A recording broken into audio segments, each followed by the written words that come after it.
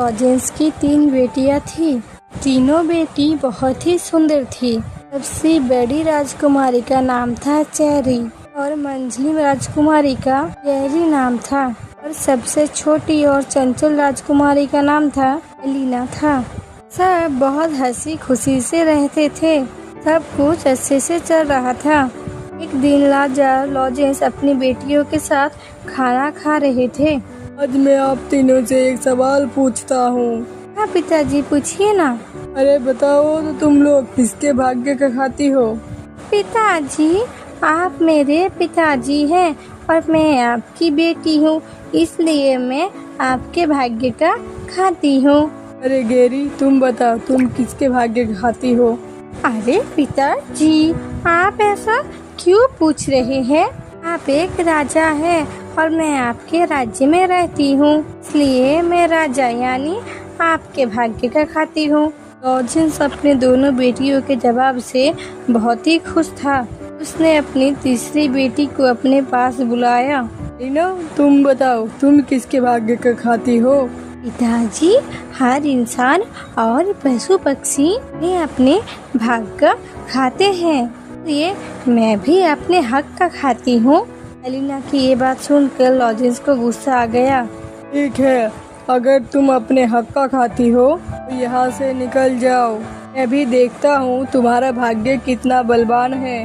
मेरे दिए बिना तुम्हें कैसे खाना मिलता है। राजा ने गुस्से में आकर अपनी पुत्री को एक जंगल में छुड़वा दिया, लेकिन एलिना को ये समझ में नहीं आया कि उसकी गलती क्या है। एक पेड़ के नीचे बैठी बैठी सोचती रही। थोड़ी देर बाद उसे नींद आ गई। जब वो सुबह उठी तो उसे प्यास लगी। वो चलने लगी। थोड़ी देर चलने के बाद एक तालाब दिखा। मैं उस तालाब में जाकर हाथ मुंह धोए भी वो तालाब पूरा सूख गया। वो आश्चर्य में पड़ गई। उस तालाब के नीचे सीढ़ियाँ बनी हुई थी। वो सीढ़ियों के सहारे से अंदर जाने लगी। भी उसने देखा कि वहाँ पर एक राजकुमार खड़ा हुआ है। वो उसे देखकर डर गई और वहीं पर खड़ी हो गई। जब कुछ देर तक वो हिला डुला नहीं तो वो समझ गई कि ये एक मूर्ति है। उसने जैसे ही उस मूर्ति को छुआ वो एक दरवाजे के रूप में बदल गया। ये सब क्या हो रहा है मेरे साथ? मुझे कुछ समझ में नहीं आ रहा। वो थोड़ी देर तक वही रुकी रही और सोचने लगी। थोड़ी देर बाद वो उस गेट से अंदर चली गई। वो जैसे ही अंदर गई उसने देखा कि वहाँ पर सुंदर सा बगीचा है और बगीचे में सुंदर सुंदर फूल लगे हैं। के बीचों बीच एक सुंदर सा झील है। वो झील के पास गई। उसने वहाँ पर पानी और बगीचे में गिरे हुए फल खाए और सो गई।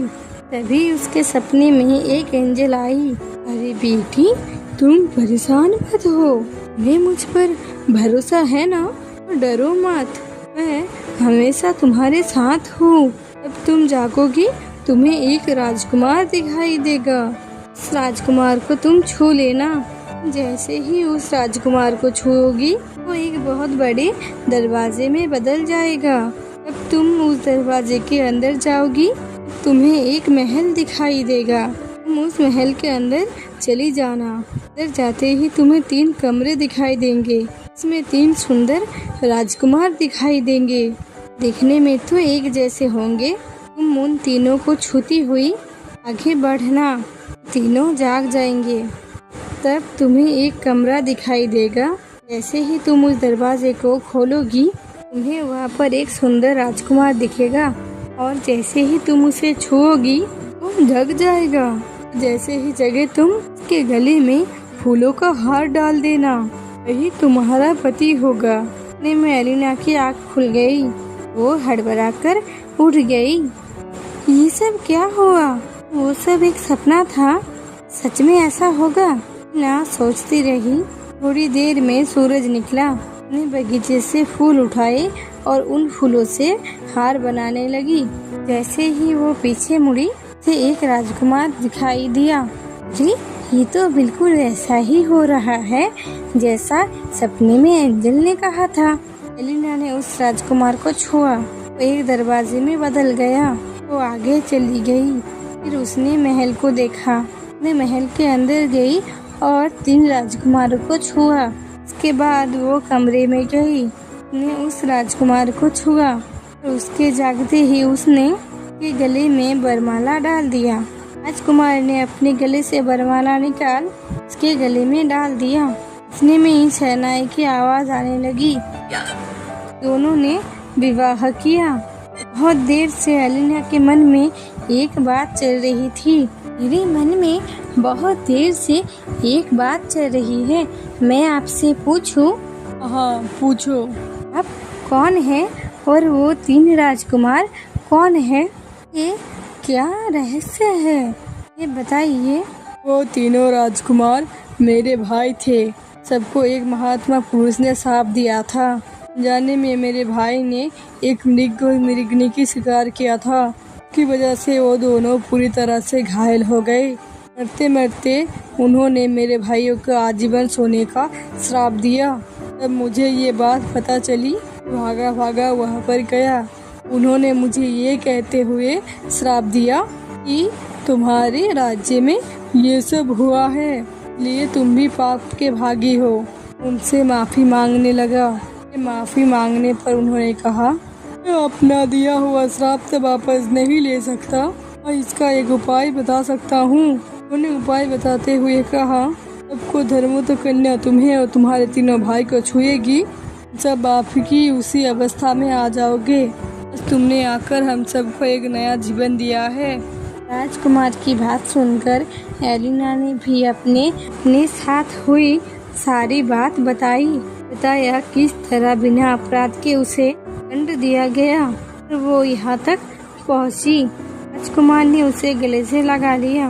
दोनों खुशी खुशी रहने लगे। थोड़े दिन बाद राजकुमार का राज तिलक किया गया। वो राजा बन गया और एलिना रानी। दोनों राज करने लगे।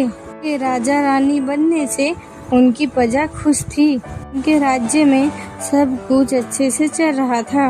लेकिन थोड़े ही दिनों बाद एलिना को अपने माँ बाप की याद आने लगी। वो उदास रहने लगी।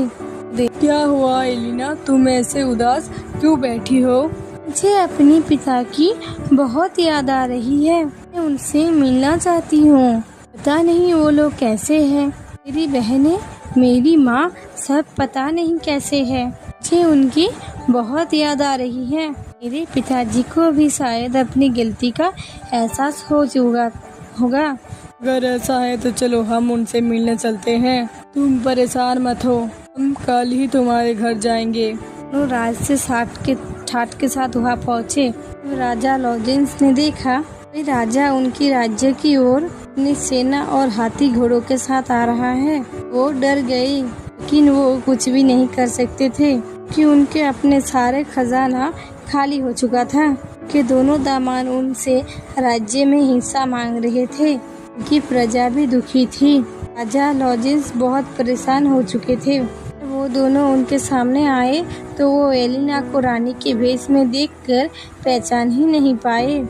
थोड़ी देर गौर से देखने के बाद उन्हें पहचाना कि वो उनकी बेटी एलिना है। उसे देखते ही रोने लगे और अपनी गलती की माफी मांगने लगे। माफ कर दो एलिना, मैंने तुम्हें सच बोलने की सजा दी। ने सच कहा था कि हर कोई अपने भाग्य का खाता है। पिताजी, आप माफी मत मांगो। आप अगर मुझे जंगल में ना छोड़ते, मुझे ये खुशी के दिन कैसे दिखने को मिलते? ना कहते ही लॉजेंस की आंखों से आंसू गिरने लगे। उसने अपनी बेटी को गले से लगा लिया। वो सब खुशी खुशी रहने लगे। प्लीज़ हमारे कार्टून चैनल को लाइक सब्सक्राइब कर दीजिएगा और लाइक भी कर दीजिएगा। बेल आइकन को प्रेस कर दीजिए। Thank you.